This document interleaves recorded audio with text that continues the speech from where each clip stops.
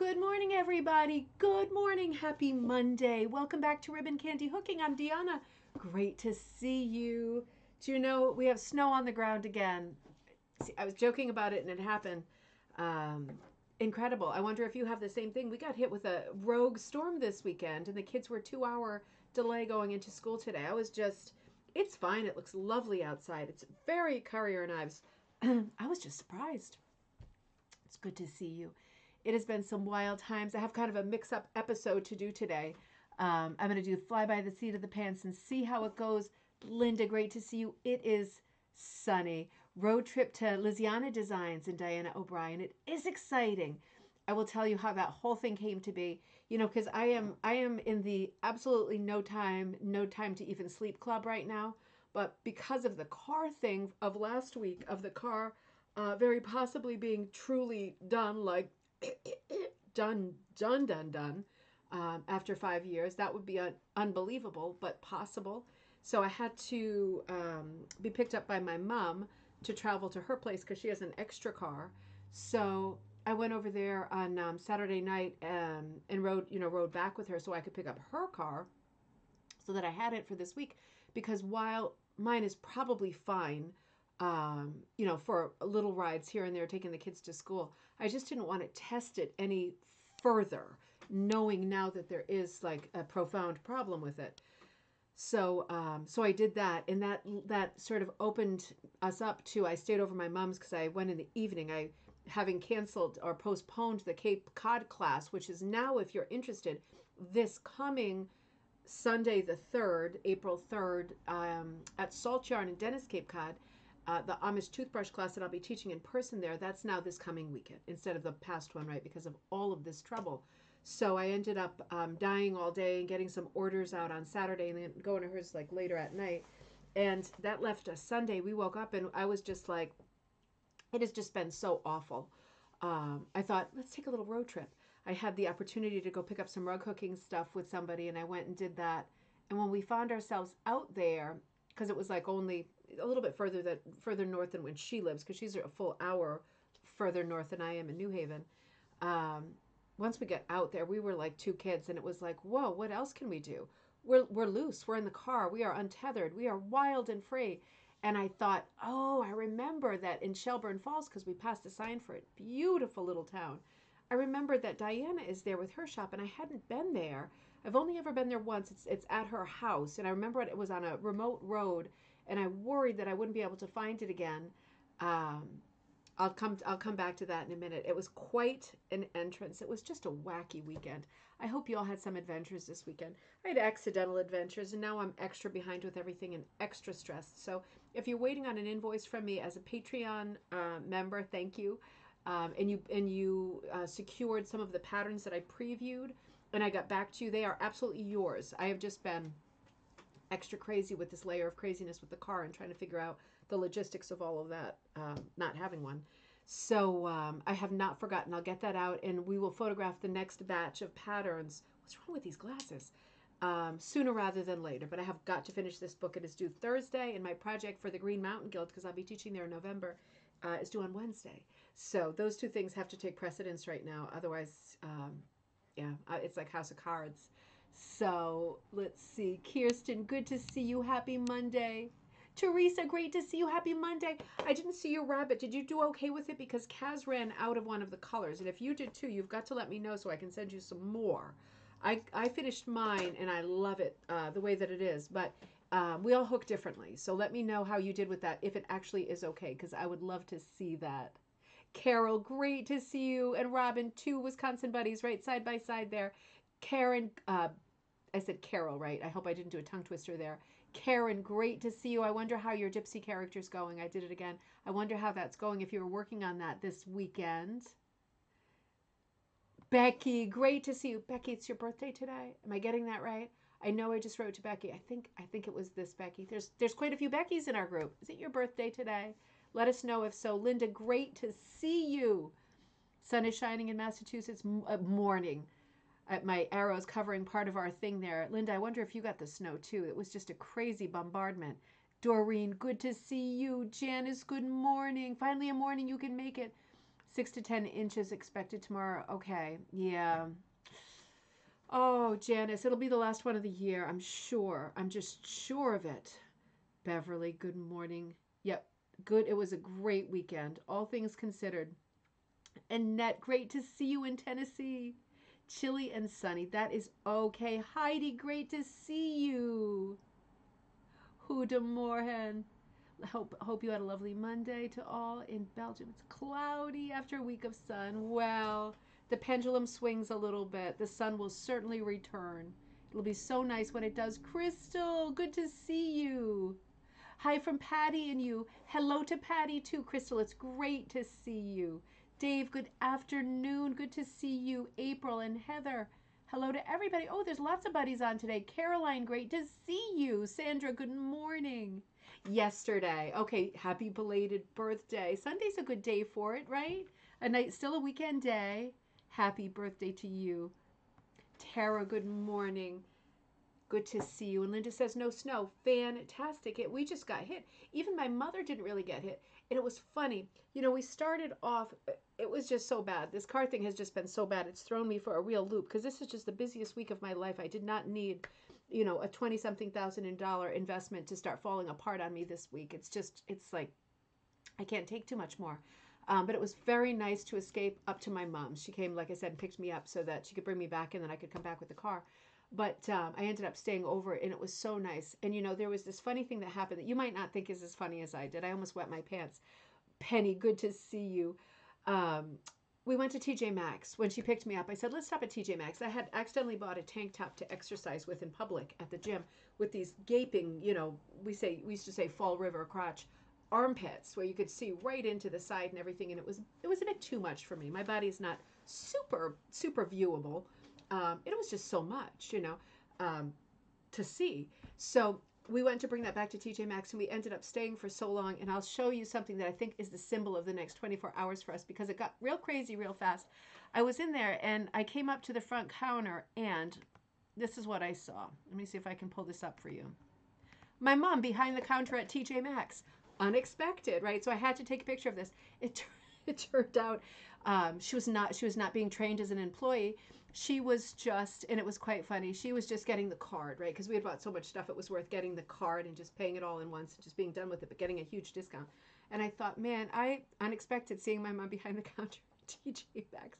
It set the tone for the next 24 hours because we had such a nice night together. We ate out right after that photo at a place that we used to go to all the time when my dad was alive. It's called Plan B. It used to be called One Way Fare in Simsbury in an old train station. Very atmospheric, very nice. All kinds of like nice cocktails. And, you know, I love to get cauliflower these days. We got cauliflower and jalapenos and all kinds of nice peppery things, bunch of appetizers. So fun. Nancy, good to see you.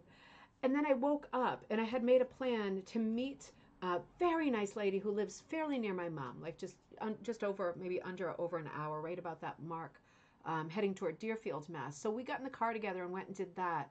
And I realized that my charger that I had brought to stay overnight wasn't working, so we immediately had GPS problems. Do you remember what it was like before? I don't know if everybody's on the phone. I know not everybody appreciates it. I don't enjoy it at all, but I am used to using my GPS in that. And we were just reminded of the days before having a phone and being able to, you know where you were driving. And that was the era of, I guess, just stopping at lots of gas stations and asking for help or not, right? If you're my dad. But yeah, it was tough not having a phone. But we made it in the end. We picked up some beautiful rug hooking stuff. I got some patterns that I'm going to make myself too. I got a frame that I can sell and I got a frame that I can use in class for when we roll around again. It's a nice small one I can bring. People are struggling. So once we get back into doing hooking classes in a month or two in person, except for the Amish toothbrush this weekend, that's coming. So that was really nice. But then when I was there, I said to my mom, you know, I just had a flashback to a couple of years ago because I had just joined the Quabbin chapter of ATHA, which is the Southern Massachusetts chapter. And I had gone to a couple of meetings, and one time, this is right before COVID, one time I went to a meeting at Diana O'Brien's place, which is like, she's got a store, like a studio store on her property that's absolutely beautiful, and I remembered having gone there. And I remembered I had paper directions to get there because it was tricky. It was tricky roads getting there, very, very steep hills and stuff. And I didn't have that this time, of course. So I called her and got directions, and I said, and she said, "You can come on over. I'm here." Um, and she opened up to meet us and stuff. But man, I had such a hard time following the directions and being confused because some of the roads were closed because of weather, and it became so difficult that I stopped on the top of this hill mountain, and there was like a beautiful view there, and there was a police car parked there. So I went up to him and I asked him if he knew where the specific road was, and he did. And he said, "Oh, it's going to be really hard to explain." He was going, "Well, you go, no, don't do that because that road's closed. And well, if you, no, that's going to be super confusing. You're going to miss the turn because the sign is down." And I thought, oh man, we're just not going to get there. And I already called Diana, and she already went over to the studio to open up. And he said, let me give you an escort. So me and my mom got a police escort to the rug hooking store, and I thought, this really is something. I mean, this really is a moment in time. This kind of says it all these days. It was so funny, and I thought, what is Diana going to think when we arrive with a police escort in her driveway?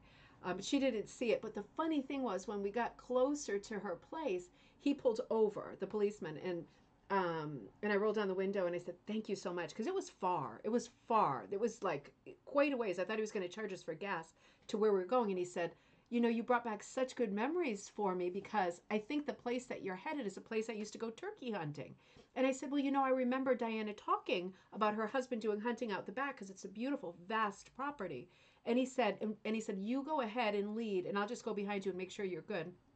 So I went ahead and I recognized it when I got to the house, and I pulled right in, and he pulled right in behind me, and he said, "This is the place where I went turkey hunting." And he was so happy about the memory of it because he said, "I haven't thought about that for years." So it turned out to be so nice because it was like, not only did I get to see Diana in the store, and you're about to see her beautiful store, but he was so good to us. And then it brought back a great memory for him. So I thought, won't it be nice if he rekindles his friendship with Diana's husband, or maybe it was son, and start going turkey hunting back there again. I just thought, you never know what's going to happen, right? You never know where these stories lead.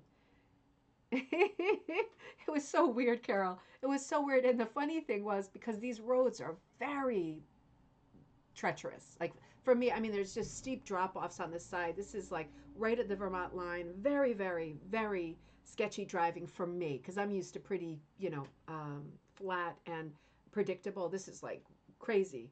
And he was driving like he was in the Indy 500 because he's used to it there. And I was like, man, I'm having a hard time keeping up. I thought he probably thinks I'm being very coy and cautious and polite, but I actually was terrified to go like any faster than I was. I felt like the car was completely out of control, banging along potholes and off, and its wheels going off the side of these deep drops, and he's just shooting right along. It's just like a regional thing, isn't it? What you're used to. It was, Linda. It was a great adventure. It was super fun. We laughed and laughed, and once we got there, and I knew I didn't want to upset Diana because we were like 20 minutes late, and I don't like to be late. But she was in great spirits, and she was super happy to see us, and it turned out to be such a wonderful time.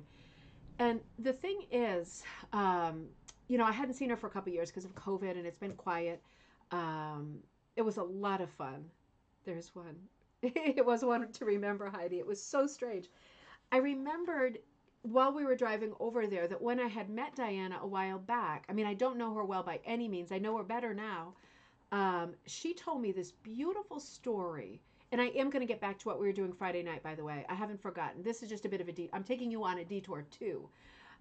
She told me this beautiful story about her family because she comes from a family of rug hookers, right? And I don't want to say envious, but this is so romantic to me because I don't. My grandmother was a big crocheter, and she loved to make booties and pot holders for the church fairs and for the Grange.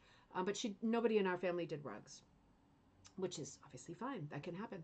But Diana comes from, she's a third generation hooker. And it's such an exciting and romantic thing for me to hear that.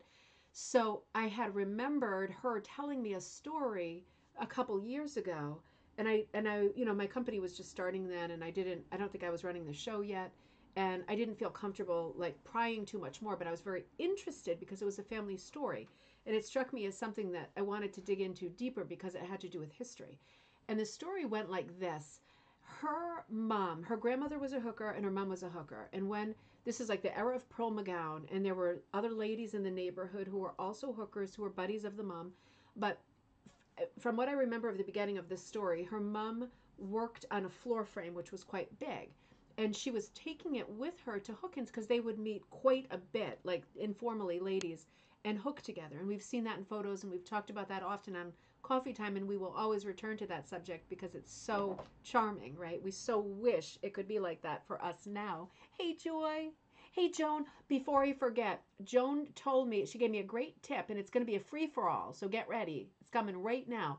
For those of you who are interested in, and I know there's a whole bunch of people from when we covered the classic and rare printed book form of Edyth O'Neil's book, Rugs from the Red Cape. Do you remember we did that a while ago? And then there was like a land rush for the hard copies because there's print on demand on her site, but a lot of people wanted hard copies and they were like in the 200s, 280. Well, Joan alerted me that on Edyth's page, and I put a link to it at the top of the description for this video that you're watching, Land Rush Time. If you are looking for that book, Joan said it was under $40 and it's there right now. One copy, one printed copy, top link on the description of this video. That to me, though, that's one of the two rarest books in rug hooking that we get. The other one is the one from Georgia, right? The Hooking on the Hill. Those two are scarce as hen's teeth, right, to get printed. So if that's one that is on your Holy Grail list, get there now. I'll be here. You can come back to me, but get there now. So anyway, this as the story goes, right? Diana was saying that her mom would go to Hookins, and she was kind of like a new hooker, and she was learning, and she got a lot of feedback, like, you know, from other ladies who sat near her and around her. And she always brought this big frame, and she got a few comments over time from other ladies about this big cumbersome frame that she would bring because it was her frame. And as a result, her husband, Diana's dad, started to build this frame out of like piping and aluminum. And it was lightweight and it was easy to carry. It was easy to bring to, you know, when you're going hooking over a buddy's house and all that. And it was patented, it was unique, it was a moment in rug hooking history. So when I was heading over to Diana's, I was thinking, I hope I have the bravery, because, you know, prying into people's like family histories, right, to ask about it. And I did. And she told me the story again, the way that I told you just now. And she steered me towards some beautiful photographs of this thing that I want to show you, because this is part of rug hooking history, big time. She actually has a beautiful display set up, like a glass cabinet type display, like a shadow box looking in. That's like a little museum piece because it's very important, obviously, mostly to her family history, and secondly to our rug hooking history, the existence of this frame. So let's first look at this, talk about this, and then I'm having such a struggle. I just bought these glasses and they just came on Friday. I'm telling you, everything is such a trigger lately. God, it looks maybe somebody walked on them while I was gone. There's like permanent scratches and something's tickling me. I'm stopping. So let's look at the pictures of that frame. And then I took a bunch of pictures of the original designs that she does, that she sells. Her designs are called Lizziana designs because the Iana, the I-A-N-A is for her name, Diana. And it's her stepdaughter. I don't think it's Liz. It's a longer name than that. But they combined both of their names because they often work together on patterns and stuff like that. So she's also got some beautiful patterns there, and she's got some beautiful wool. And I was just in heaven. It was a wonderful visit. Joan saying, yes, it's on her blog. Sandra, I am. I got these at TJ Maxx. I got, on one side, it's a bunny. It's the Betsy Johnson. You know how she does two different ones? And on the other side, it's a carrot. So my mom picked these up for me. She liked those. This was one of the things she did while she was behind the counter, was purchase some nice things. But I thought, why, yes, of course I would like to have some festive earrings with Easter coming up. I was going to do sunflowers today. I'll do sunflowers tomorrow because I've been watching the news too. Not just the Oscar news, which I could really care less about, but, you know, the bigger news. So let's do share screen first, and let's walk through some of the things that I was looking at that I hope you're as interested as I am. I don't know how it could miss, because these are just, again, this is moment in time stuff. Oh, by the way, on the way, we had a little time to spend because we always arrive everywhere, early, or at least we try to, unless we get stuck on the top of a mountain. But we went to an antique store in Deerfield on the way, and I saw this rug, and I almost got it because it's a Priscilla rug. And you probably remember how I feel about Priscilla rugs. I've been working with the family, the Priscilla Turner rugs from Turner Falls, Maine. I've been working with the family for about a year on gathering information and putting together probably a book over an article because it's a lot of information and it's great information. They were a punch needle company that made custom rugs and mostly for offices and stuff. But then the dad, who was like the spearhead of the company and the creative force behind the company, he did a lot of designing too. So we're still working to uncover stuff and get a larger story going there. But I love to see Priscilla rugs, and I saw this one, but I don't know if you can tell by the photo, there was so much staining on it, and it looked like animal staining, like lots of pee-pee type accidents, and I thought, man, no matter where this rug goes, it always worries me when this happens because I'm worried that my current pets are going to think that this is some kind of opportunity, right? So I had it up at the front counter and I loved it because it was only 60, but then I thought I had better not. It's not like I need it and it might cause a different problem. But this is a beautiful rug and I wanted to take a photo of it to document it. I took a photo of the back of it too. The problem with these Priscilla rugs that really is problematic working on documenting the history with the family now, Patricia is the daughter, so I've been working with her mostly. And she said with these rugs, because they weren't mass producing them, right? They know exactly which lady punched each one with da da da da da. The men had a standing type puncher, which was more like a tufter, but the women who were doing it were seated, and they were using the bup bup bup bup bup, and they had their own tool that they used, right, at the factory in Maine. And where was I going with that? So she told me that the way that the rugs were tagged was that all of the tags attributed like the number or name of the rug, who it was going to, like, because it was a lot of companies that were buying them, because some of these rugs are enormous, palace sized. One of them went into the White House. I think one of them went into the State House, and I think it was Vermont. Could have been Maine, though. More likely Maine. Anyway, I'll firm all that up as I work on the writing of that near future project.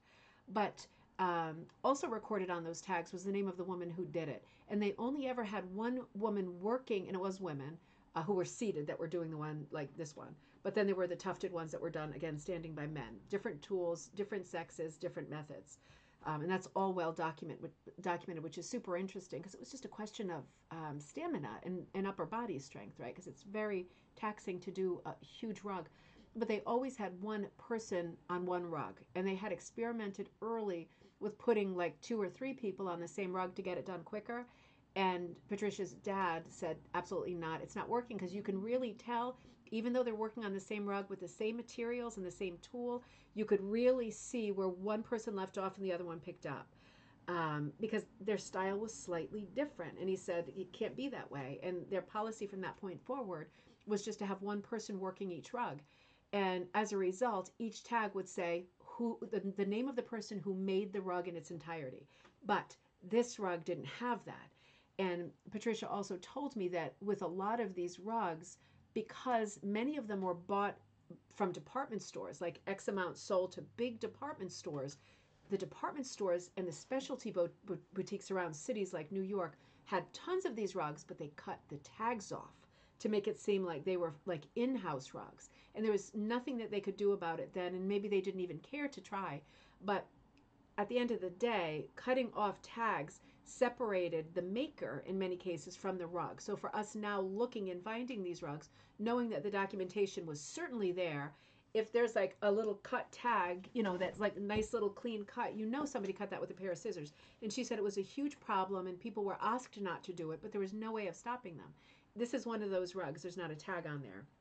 So it might be when I show her the rug that she says, oh, I know whose rug that is because this person did the specific pattern always, because she still knows the women, for the most part women, who did these rugs, and many of them are still alive and they're still in touch. So this is a story that will evolve more, but I was very happy to find that one because I thought exciting, and probably I should have gotten it, but I'll tell you, I've got a lot of rugs with damage and stains, and it's going to become a storage problem at some point but it is a lovely rug. So I wanted to show that to you. So let's come back over here to our story. And here's Diana. She looks so pretty. She looked so bright-eyed and pretty. She's waiting for some surgery on her hip. So she's like, you know, she's had it. She's tired. She wants to get going, get this done, get on with life, get dying, get moving, get busy. But she still looked so pretty and so cheerful and so bright and happy and conversational. It was just such a pleasure to spend some time with her.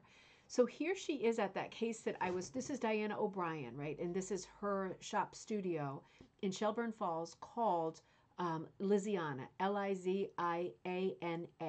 Now, I will tell you now, if you're writing that down to Google it, she is going to be working on her website. It has been very quiet during COVID time. She is, Sandra, she's working on this site, getting that up again so that it's easy to find her, easy to see what she stocks, easy to get to her, easy to contact her, all of that.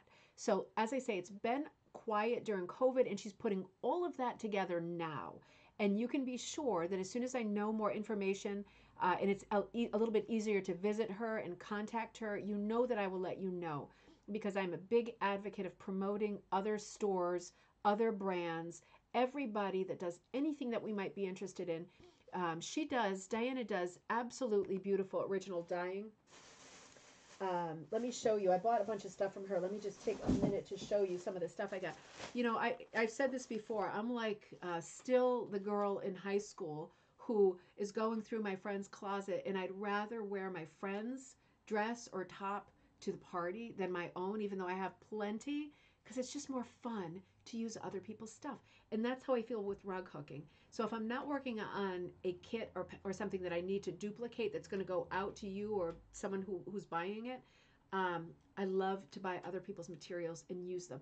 And I keep them all in a bag. Like this one is in a bag. I'll show you what I got. I keep it all in a bag, and I don't separate it, because someday when I have time, and I have faith that I will have time, sooner rather than later, now that I'm getting right to the end of this massive apex that I've been climbing. Remember that department store Apex? That was a good one. I wonder if that was a regional one. As soon as I get to the end of it all and I can do some stuff for pleasure and fun, I'm gonna grab this bag like this, and I'm gonna look at all the colors I got, and I'm gonna cut them up and use them for a project.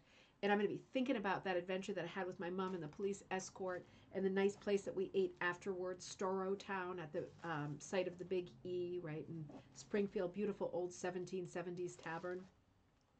So I stopped, and this is what I got. Diana does such a beautiful job. I got a bunch of quarters.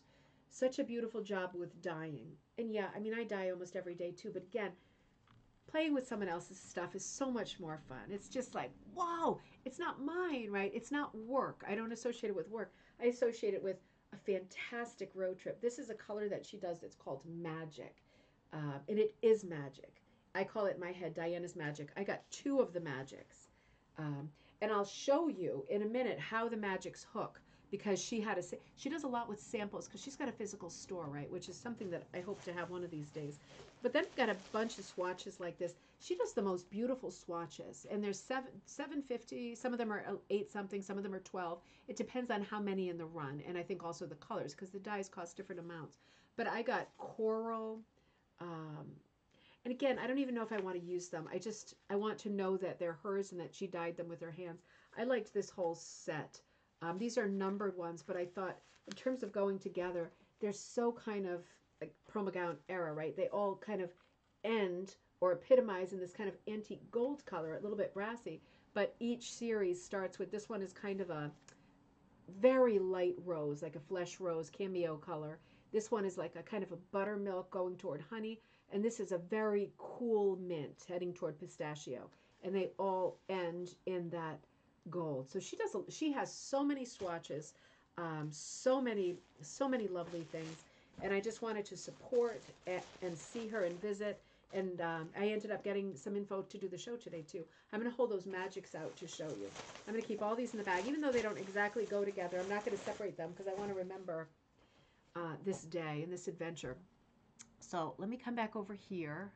It's beautiful, Kirsten. It's so beautiful. She's got so much beautiful stuff. Here she is at the display holding a picture of the frame that her dad invented for her mom.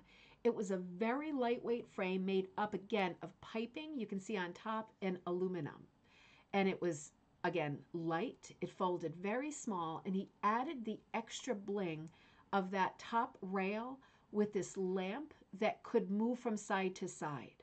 So depending on whatever part she was working on the rug, she could move the lamp to be directly over it. And it went on rollers, right? It went top to bottom on rollers. Absolutely beautiful design, handmade by your dad. And apparently they started making lots of these and selling lots of these. Oh no, this is sideways. Oh no, it's not. No, it's not. That's the bumper stickers on the side. The middle image is like an original sort of marketing image for the frame. So the mom was still working on a rug on the frame that I'm going to show you in a minute. You can see the light is positioned right over it. And this is the frame in use. And this is the rug, right, in the picture here that she was making on that frame. But wait, this is the rug in person that Diana took out, and we unrolled it on the floor. And this is her mom's rug, which I think is extraordinarily pretty, unrolled on the floor. I took a bunch of pictures of her mom's rugs that she showed me because I just had to. They're so beautiful. This one is such, her mom did such unusual colors with these Pearl McGown designs. And this really, really light aqua. I don't know if you can tell, but inside that elaborate scroll is like a tweedy fabric, so a patterned wool. It has a really unexpected little sort of dit-dot flavor inside each scroll, each leaf. This is a leafy scroll. And the inner border around the medallion of flowers that are so pretty, that kind of mimic the same tone, the same softness as that border.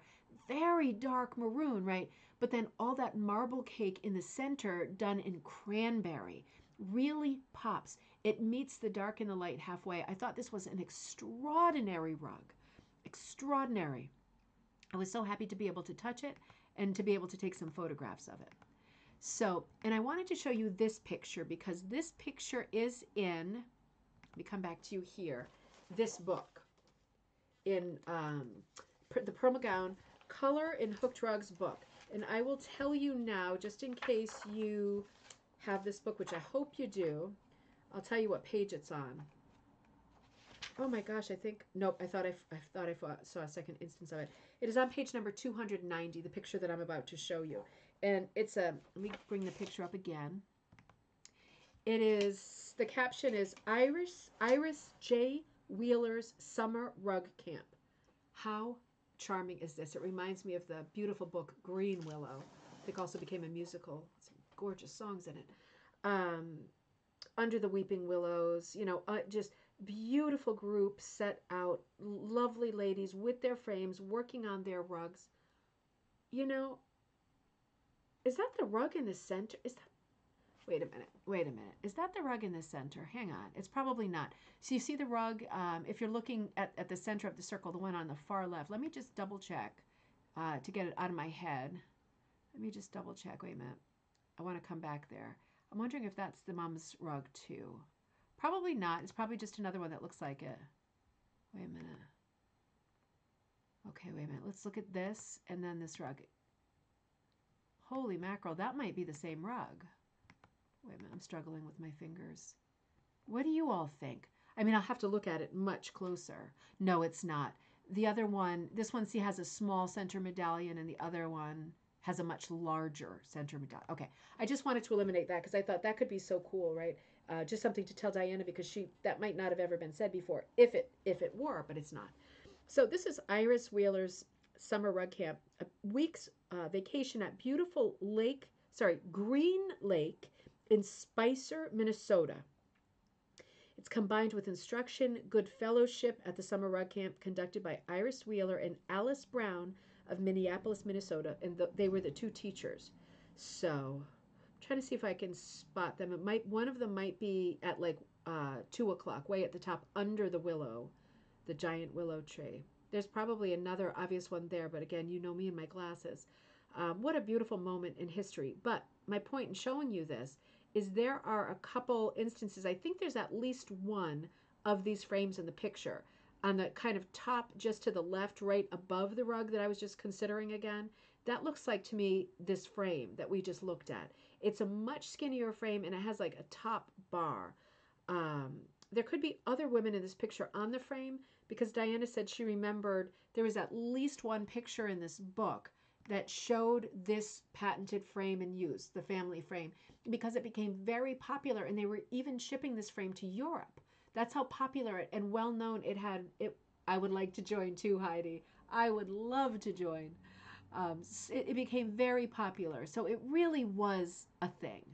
So let me see. Joan says, during the summer, White Mountain Woolen Magic meets and hooks outside at Canterbury Shaker Village in New Hampshire. Ooh, tell me when that's happening, Joan, because I'll try to make a time to come up. I always bring the kids up, for the amusement parks. So depending on the dates, I would love to join in if it's something that one can just jump into. You see, I'm looking for this photo again to show you the next image. Man, I struggle.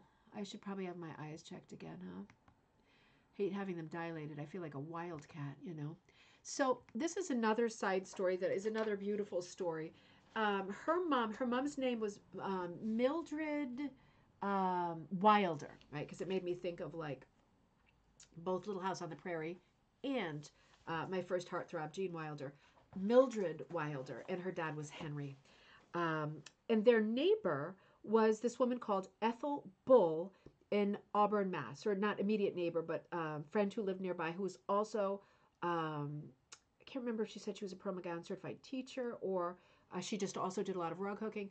But in this same book, the Pearl McGown book I just held up, Color and Hooked Rugs by Pearl McGown, is this image. I have it sideways so you could see it a little bit bigger.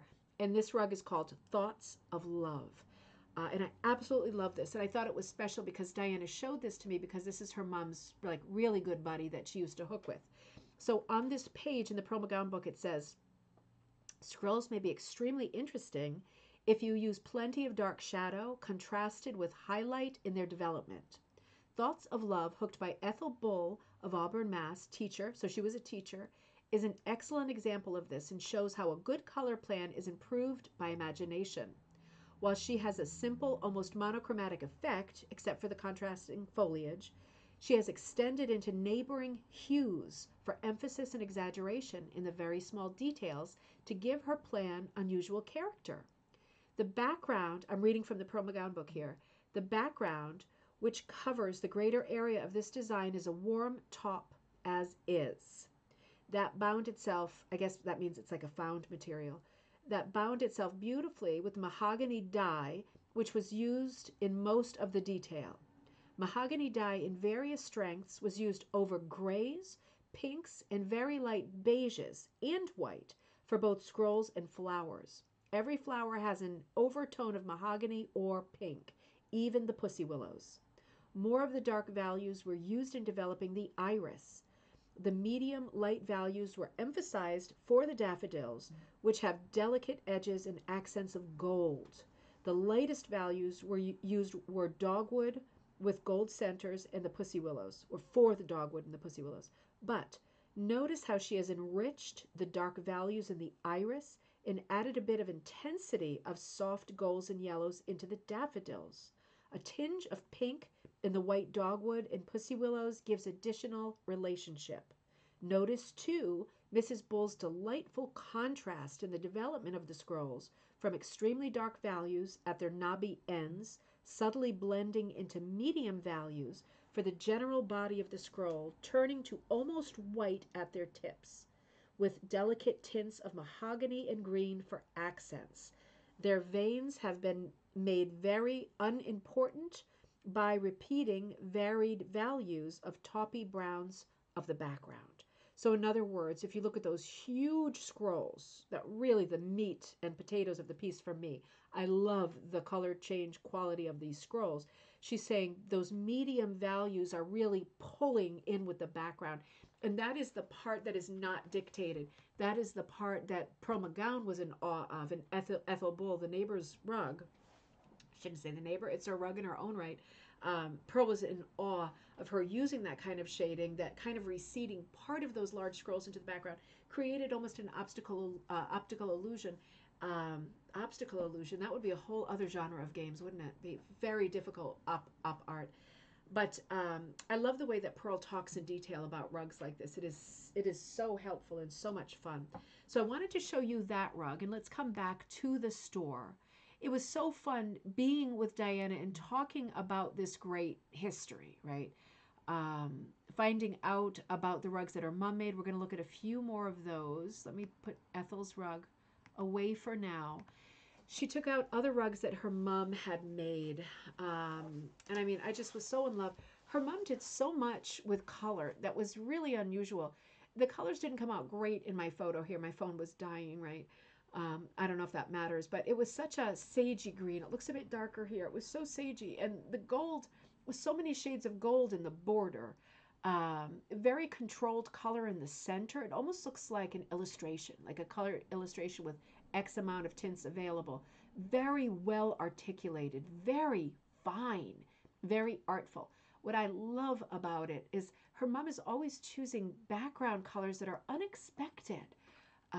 This was very, very different. It was a very, it wasn't screaming to me like Pearl McGown rug, right? It wasn't screaming one of those colors. It was a very unusual, off the beam color, my favorite kind, right in between a couple other colors, like right in between gray or teal and gray.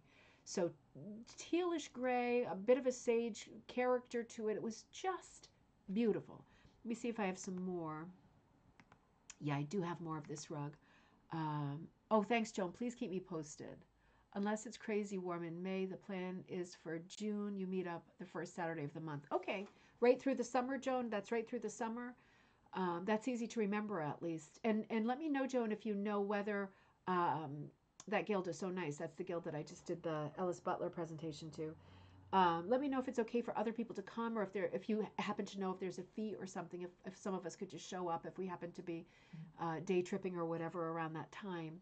So it is definitely on the sagey gray side, the background. But I took some close-ups of this rug. I think one of the things that sets it off so well is that gray-green background and then the reds, right? Because green and red are complementary, meaning opposite colors on the color wheel, which means they pop each other mutually. It's good to have a I was going to say mutual pop. That doesn't sound super good, but you know what I mean. They really complement each other beautifully, and that's one of the reasons that the rug is so successful color-wise.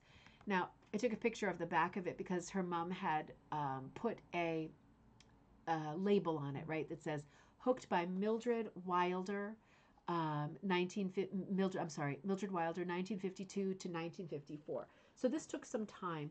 It was well worth it. And again, this is the reverse of the rug with her mom's own tag sewn onto it. And this is a picture I took of the front of the rug. You can see I'm in the process of rolling it up in the back. The color in the back on the reverse of the rug is just a little bit brighter, but you can see it's not that different. It has done well over time, considering that her family rugs were on the floor. They have done very well over time color-wise. They have been protected and cared for real well. And I guess that's what happens when you come from a family of rug hookers. People understand and respect the specialness of the rug, and they treat it with reverence and not, plowing furniture over it. Now, the reason I took a picture of the back reverse corner of this same rug that we've been looking at is because I wanted to point out something important that we occasionally talk about, but we don't often see a great example of, and this is a great example.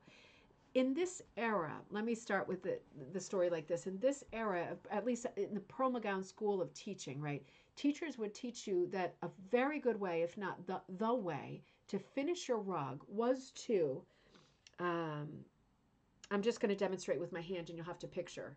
I'll do it with a piece of paper. Pretend this is a rug, right? And this is my border. And the border is going to look like this, right? So here, this is going to be the border. My rug is on the inside. My border is going to fold up like this, right?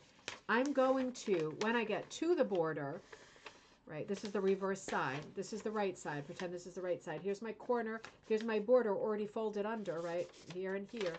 When I get to the edges, I'm going to hook right through those layers. So for this little square, right, I'm hooking through 3 layers of, in this case, burlap, right through all 3. Pulling loops up right through all 3. And of course on the sides I'm going double, just as wide as the border is actually wide in the back, hooking right through it. So there is never the question of how will I finish the rug. Someone's visiting me here. Someone real cute is visiting. No, don't put your butt on the camera. She's putting her, you know they're going to do it, right? There goes a little pitter pat. Now let's look at this again because you don't often get such a good example of this finish. So this is exactly what her mom did because this is what was advised. And of course, rugs that have this finish, it is a wonderful finish. It is my favorite finish, but not for a rug on the floor because as you can imagine, the edges of the rug having this heavy crease, right? Just like Diana made a great metaphor and said, you know, if you were to take a piece of paper and just fold it back and forth, that crease becomes very brittle and vulnerable. And it's obviously the same thing with burlap, particularly over time as it ages. So this kind of finish is a wonderful finish if you do not want a border and edge whip stitching or to do a finish. But on the floor, it is very vulnerable because whenever anybody's foot catches the edge, you know, there's going to be, if not damage, it can only take so many hits, right? Each inch of the border can only take so many hits. So it takes sustained damage over time. It is vulnerable and it results in rips. But you can see how neat and clean and tidy it looks not having an edge and not having to finish. So it makes perfect sense that this was advised and this was what was taught. And this is the reason that we see so many rugs from this period with damage to the edge like this one. So we'll look a little bit closer, but you can see at the top there is a little bit of damage to this rug. As Diana said, this is another rug that her mom made. This was down on the floor and people walked across it, and over the years it gets damaged, right? These are like 1950s era. Another stunning color combination from Mildred Wilder, Diana's mom.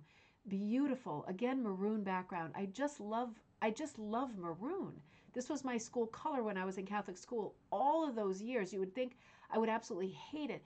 Sometimes I do. I don't always want to wear it, but I love to see it. It's a very nostalgic color for me. It's a wonderful dark, right? I don't always go for black or navy or brown.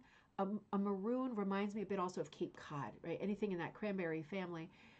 Beautiful dark to use in place of dark light, dull, bright, right? Oh, Catalina, good to see you. Yeah, I think so too. Showing the finish is important. You know, we should talk more about finishes. It is a bit boring, and I know not everybody who watches hooks, but we will do more talking about finishes, particularly as I become a bit more free with my time and my brain opens up a little bit. We can talk more about real specific and technical things like this because it's well worth talking about, you know, in a concise way so that we don't nod off while we're talking about it because it is quite technical. But that was a great example of how these earlier rugs were finished, mid-20th century rugs. This is just absolutely gorgeous. The color choices, look at the centers of the roses. Look at that dark maroon line that from the border color is going right through it. It is just so glamorous, isn't it? It is so romantic and glamorous. It's so English garden. I love this one. I love this one. I think this is my favorite of her mom's. This is a close-up of one of the flower sprays in it. So you can see that nice kind of cream background. It's not white, right? It's not even ivory. It's a little bit more creamy, kind of like a spilled cream color. This is a close-up of that center medallion, that sort of epicenter with the 4 flowers. And you can see those color changes in the leaves. Let me take these out again. I want to show you these because this is the kind of, I'm going to bring you back here to me. Look at the leaves there, right? How they kind of go out to that brassy, antique color, right? And then look at the swatches again that I got from, you know, I didn't ask Diana because I didn't think of it. I wonder if she uses any of the formulas that her mom would have used because these look to me like what we were just looking at, right? Take a look at those golds and then come back and look at the leaves on this. It's very distinctive, isn't it? I wonder if she has some family recipes for her swatches and her dyes that go back to her mom's rugs because I know she does a ton of dyeing. She still does a ton of dyeing. And I'm sure more and more as time goes on and we come out of this, you know, quiet spell. So hold on just a second. Oh, wait a minute. Let me come back to here. Get this one. Oops. Uh-oh. Do not do that. Okay, so we were looking at that. So I want to tell you a funny story that she told me, and I'm hoping it's okay that I tell it because she told me so, and I told her I was going to do the show about her. Thank you, Tara. Thumbs up. that would be great. Thank you. And Paula says, hi, everybody. I aspire to one day to make beautiful rugs. Oh, thank you. You will. You will. Yours will be extra beautiful, Paula. I know they will, because they'll have you in them, right? They'll be extra special. Diana told me this funny story, and she said, we're going to just let's look at the bigger picture of her mom's rug while I tell this story, because it really made me laugh. She said her mom just had beautiful manners, as you would expect. Diana does too. Beautiful manners, just very kind, good, sweet, very sharing person, right? She's very sharing. She's not a secret keeper. She's just a kind, kind person. And it sounds like her mother was a lovely, lovely person too. And she said she can't remember her mom ever saying a bad word, right? Her mother's worst bad word was sugar. And she said on this one particular day, she heard her mom in the other room. Her mom was putting on her makeup with she had a liquid blush happening. You see where I'm going with this. And she said she heard for the one and only time in her life her mom actually say the word damn, which is quite bad, right? Because going from sugar to damn was quite a change. And the reason she heard that exclamation was because, you see that little pink spot? Her mom dropped some of the blush into the border of the rug and was super upset. And she said, that's the most upset I can remember my mom being. So look at that little spot kind of in the top middle, and then come back to the rug. And you can see how it's over on the right on the bottom. It adds to the story of the rug. It's another lovely story from the family history, the family vault of stories. But you see it and you think of that moment, and if you've finished rugs, you know how her poor mom must have felt when this happened. It must have been extremely upsetting, right, to say the least. So I went around the room. It's a big space, and I took pictures of a bunch of Diana's rugs that I wanted to share with you. Oh, Barbara says, I would love to be able to color like that. Right. Me too, Barbara. I mean, I do some dyeing, but I have hardly done anything with swatches. Most swatch stuff I do in class. But I should get going on videos and shared videos that everybody can watch with showing how to do graduated color and going ombre from the lightest to the darkest, but also going from one color to the next, right? Not necessarily all tones of one color, but going from one color like pistachio to antique gold with everything in between, right? So there's different kinds of putting swatches together. We will do more and more of this as time lightens up. Can you imagine how crazy I'm going to be on Friday when hopefully I have this book turned in and my project for Green Mountain? I hope I don't go off the rails because I still have to teach this weekend.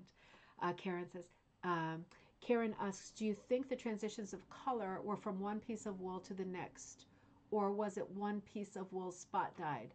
I think she probably, well, I know from looking at dyeing books of that era, the most common Mildred Sprout style for doing swatches from one color to the next was to use the coat hanger method, which was to clip the swatches on a coat hanger, and then almost like as a lever system, you would dip and pull out, right? So then you could dip the other side, depending on whether you were putting a second color or you were just using the one shade. At this moment in the 1950s, all of these dye books mention coat hanger hooking, right, which is basically ombre dyeing. But you need to be able to gradually, systematically pull the swatches out. So that would say to me that at least in the pictures, they show several independent swatches attached or pinned to a metal coat hanger. That's what they're showing in the illustrations for these. I don't know, and I want to look more at dyeing books to give you even more information or more ways, because you know that there's going to be a lot of different ways.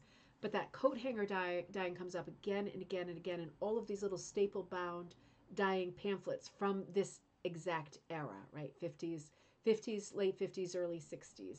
So I'm thinking it's just like the diagram looks like, and it's done that way.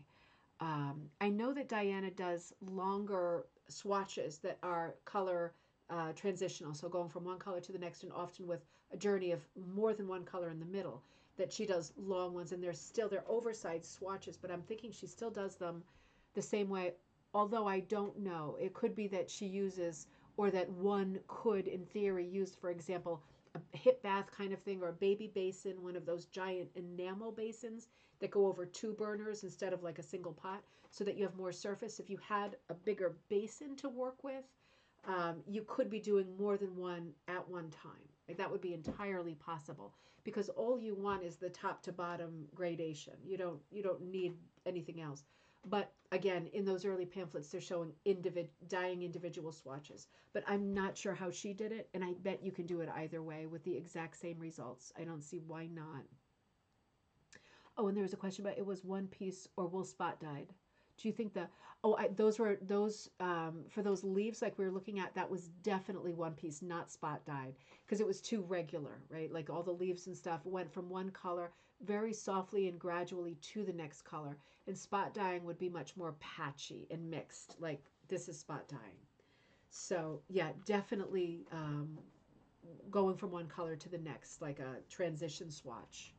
Um, and Cat's Gallery, good to see you. I got my Alice Butler chicken family pattern and showed it at my North County Wool Gatherers meeting in Fallbrook, California. Oh, how cool. Because that's where they lived for so long, right? Did you tell them that the Butlers the Butler/Hugos lived in California, and then they moved, but first they were in Southern California for years before they made their move to Washington State.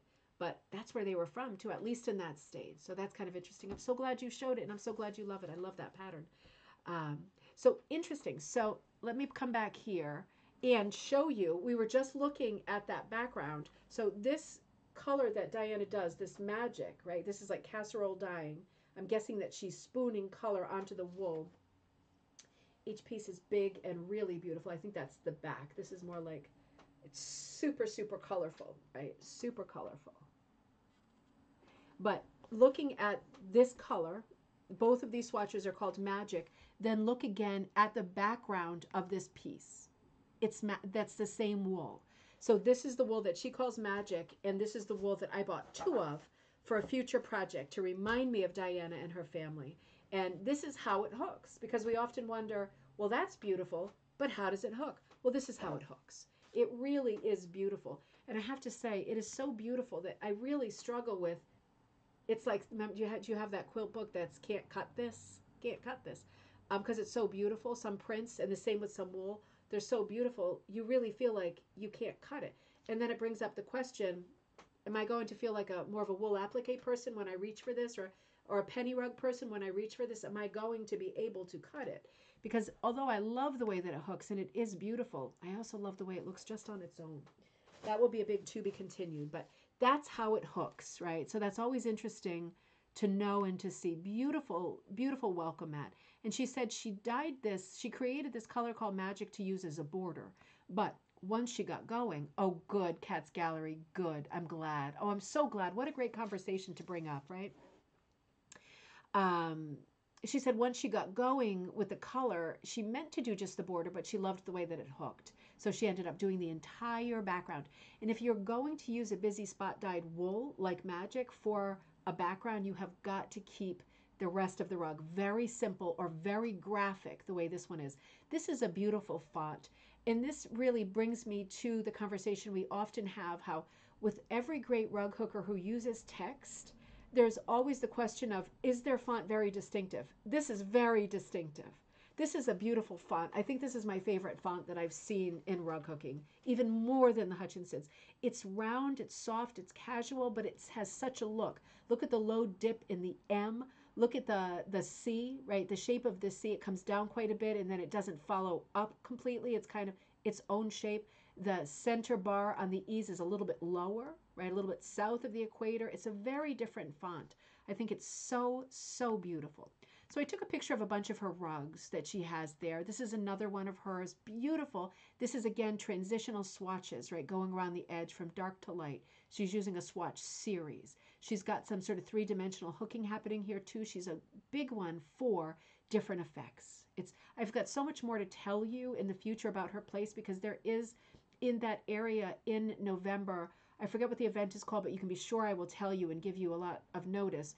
It's a not just rug hooking thing, but it's a drive event where you drive from one artisan to the next, and there's a whole bunch of people on the map, and Diana is one of them. And it's a very special day in their community because all of the artisans are open studio, And so for that reason, she makes a lot of smaller things for people coming through on that very important date on the calendar, so that people who are not necessarily rug hookers will find other things that they like. So she does a lot of very different stuff, but this is obviously a straight rug hooking pattern that is original and just beautiful. This is one of the Lizziana designs. Here's another one. I think this is my favorite of her designs. Absolutely beautiful animal design. It's like an animal mashup in the center, almost like one of those fit together puzzles, right? It's so curious, comical, and fun. And all of these animal prints around the border. I just think this is not just for a kid's room. I would hang this up on the wall any day. It is so charming, isn't it? It is so charming. So she has these patterns available. Here's another beauty from her. This is another underwater theme. Beautiful background. Look at the border she did here.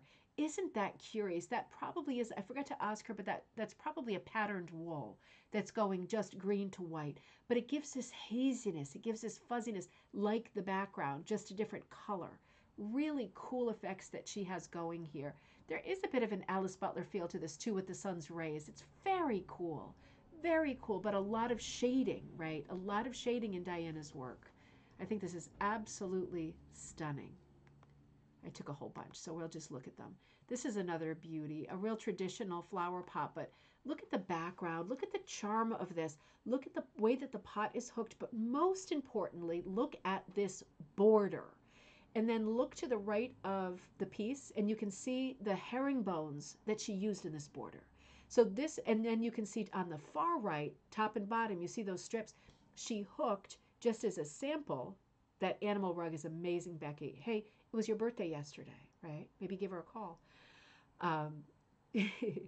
You see she hooked top and bottom there on the far right, two other color schemes of herringbone. So she's showing you those three the kind of rosy brown, dark brown, like a chocolate brown, and then a kind of reddish, maybe cedary russet brown on the right.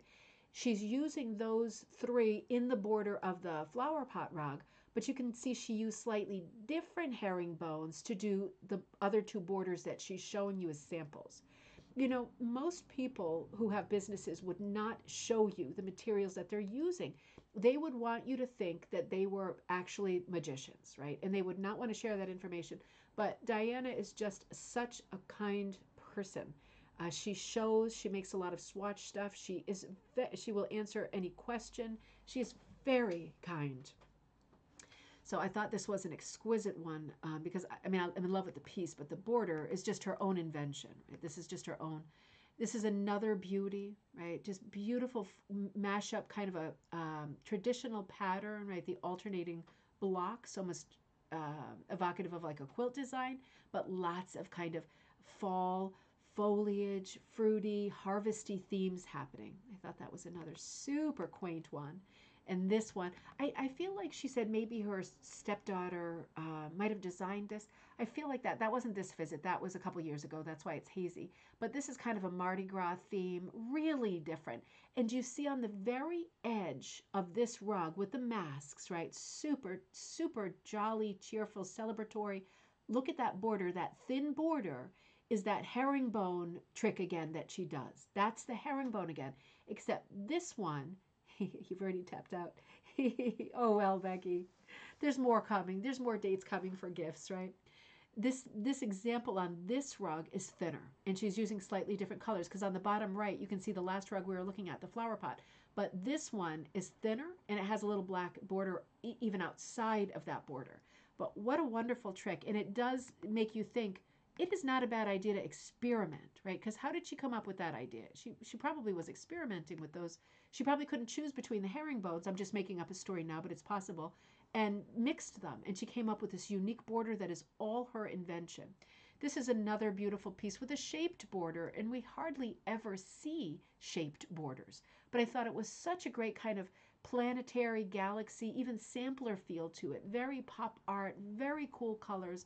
I love the warm brown ground and the warm bright colors along with the cool colors. It makes a great composition. It is so playful and fun. Another kind of optical art piece. This one is sideways. You can see on the side it hangs top to bottom. but it had such a cool quality. It was very optical art. It reminded me of dominoes, of different games, of Connect 4, of lots of different things. But there's something very satisfying with seeing those little pegs that are the counterparts to the holes, right? My daughter Jocelyn would say that's satisfying because you almost want to pick them up and put them in, right? It's like that kind of a thing, matching them up with your eye. But I thought this is just another sort of wizard piece of color and shading. Very dramatic, very modern art piece. She has so many different styles, and she does a lot with Pradi and with smaller pieces. And again, that's, I think, because of that special event that always happens in November. It hasn't happened for a couple of years, so it's going to be a blowout this year. But you can see on this hooked piece the amount of special stitches that she did, not just the Pradi, but she did dimensional stitching on the body, different fiber, right? More of a natural, unrefined fiber in the body of the sheep, but also the cloud has dimensional hooking. It's taller. And then that bar on the far right, that is like fancy hooking. She's doing specific stitching, right? Remember the Ridimere series that we did last week? We talked about all the different stitches. These are these kinds of fancy stitches that you can do in rug hooking, but they are fancy. She's done a chain stitch right up the front of the surface in the stem of the flower to the Pradi sunflower. You see that chain stitch, right? These are all things that are possible, and it creates a real sampler piece that is so, so charming. And here comes another Pradi piece with some more interest. She's got Pradi on like the, whatever that head thing is called. I always call the body parts of the red body parts on the rooster the gobblers, but I know that is not the correct term.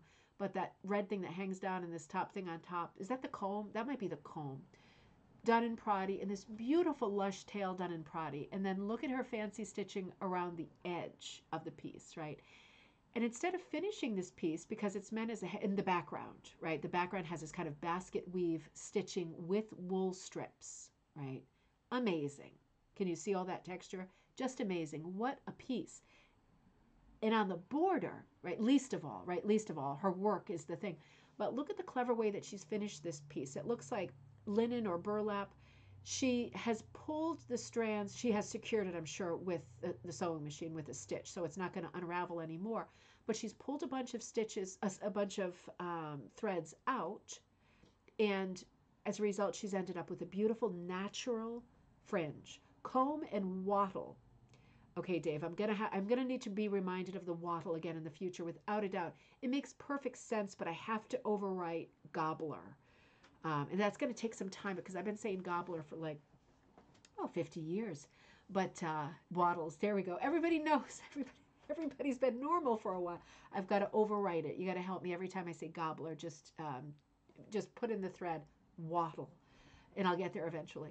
But I just love the way she did this. What a smart way. What a sort of country rustic way to create texture and interest, and to finish out that border with that neat, easy technique, right? Your backing fabric already has the ability to do that.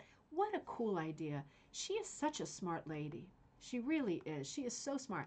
She does so much with Pradi. Take a look at this. This is a colossal amount of wool, as you can imagine, right? Colossal. But look, your eye could just get lost. Talk about lush. Talk about satisfying to look at. Look at these colors. Look at the thickness, the denseness, the softness of this. It is just an over-the-top Pradi piece. And you know, as I work on my piece, I'm going to be teaching Pradi in November at Green Mountain. And I'm doing a traditional type design. I won't talk about it because I don't know if I'm supposed to. But as you know, with Pradi, you have to keep the design quite simple, because there's not a lot of room for definition, right? You can't get detail at all. This is about as far as you can go with it. And she's done amazingly well with this design. There's definition in the sun. There's a ring around the sun. That crescent moon, the thumbnail moon, right, and the stars, just beautiful. The texture, for people who love textiles, this is so tactile, right? It's just luscious. The hangy thing, Joan. We all have our crazy different names, right? Oh, I just love her Pradi pieces. It was one of the main things. There's 2 more Pradi pieces in this picture. One of the things that I loved about going around her shop, studio shop, was finding these examples of Pradi. There's a lot. So there's one rolled up on top, And there's one on the bottom, the navy one with a series of flowers. Very, very thick. Lovely, lovely, all wool, Pradi in these cases. This is a rug that her grandmother did, right? We looked at 3 of her mother's rugs, one of the neighbor's rugs, and this is her grandmother's rug. It was under a little shelf thing, so I didn't want to fool anymore, and I didn't want to hold her up anymore because it was chilly, and we were there for a long time. But I took a picture of it like this. Next time, I hope to take it without the furniture on it because it is a beautiful piece, and again, done by her grandmother. Dave. So let's see. I think I have one more for you. Yeah, this is the last one I took because she has tables. She's got so many books too. I failed to mention that. She's got so many books, so many dyes, so much hand-dyed wool. It's just a beautiful store. This beautiful piece sitting out on the table, and the picture does not do it justice. You can't imagine the view out her windows. It is like panoramic, epic God-type view over endless, endless, endless mountains, right? It is just vast, truly. It looks like you can see the curve of the earth. It is endless. It is so beautiful back there, part woodsy, and a very rugged landscape back there. But I took a picture of it because I thought, what a joy in the future to be able to get out there November or hopefully before if she's doing well and she can take company. What a beautiful spot to go and to check out everything that she does. So I was so grateful to get out there, and I was so thankful to her for so much information and so much fun on this wild fly by the seat of the pants visit. So yeah, I was just looking as I'm sitting here waffling. I'm just looking at a couple of things that were in that Pearl McGown book that I hadn't seen before. I have so many copies of each of the Pearl McGown books. I should figure out how many and get rid of the other ones, right? Because you all might be wanting them. But I'm looking at, oh my word, we're going to have to look at this. Holy mackerel. There's like an old article from the National Grange Monthly called the Distaff Side, of course. Distaff meaning female, of course. That's a real old-fashioned word. The Distaff Side. Happy smiles are on tap at Swift and Company breakfast in the charcoal room of the Hotel Pentland. Miss Jean Paris, Martha Logan. Okay, so this is a whole article about this event. You know what? I'll take pictures of this and use this later this week on Coffee Time, because these are some beautiful rugs that they're showing. This is an article that I want to scan and stabilize because it's really a bit raggy. So that's in there. And then we'll look on Wednesday. Also, remember, Monday is particularly this week while I'm working this hard. We'll return to our conversation about color in 1981. We'll conclude that conversation. We'll look at that distaff side from the Grange Monthly. And then we'll look at this. I just pulled this out of here, too. Mrs. Walter Jason, Wattapoisett, Massachusetts, from Hooked Rug Patterns from the Warnicks, Cambridge, Vermont. That sounds familiar. I wonder, I think I accidentally found out about the Warnicks in an issue of Yankee Magazine when it used to be small, right, from the 1950s. And I covered it on Coffee Time. I'm pretty sure that was the Warnicks. They had an in-house, in their home, like Diana, ironically, rug hooking studio. I'm gonna have to backpedal and check that because I have not since then heard a reference to them, and I am now holding a pamphlet, just 2 pages, but of their original designs. So why don't I photograph that, and I'll get that to you also on Wednesday. Combining modern design and ancient craft. Not quite ancient, 1860s, but the Abstract Group. So this must have been like a supplement they did where they are showing you formal abstracts and moderns. And I know nothing about this company. If you do, please write to me between now and Wednesday or anytime. I would love to learn more about the Warnicks of Cambridge, Vermont. Interesting. And it even came postmarked from Cambridge, Vermont, this little pamphlet. We'll look at those so that they are not lost in time. I also have to decide if I'm going to run a bingo this week. I really do need to decide, don't I? Whew. Wow, that's a tough call, isn't it? Let's just... Should we do it? We're overdue for bingo. I just don't know if I have time. Let's just wait until next week. Let's just err on the cautious side. I'm so sorry. It's just with this book being due, this is like, my knuckles are bleeding. I'm just digging them in and dragging myself down the hallway back to the computer. Let's do it next week. And the theme is going to be, I already decided, pattern palooza. I'm going to pull black and white patterns from the most obscure leaflets and pamphlets that I've collected over the years. I'm going to put really wacky ones in, and we can combine it and make it into a guessing game.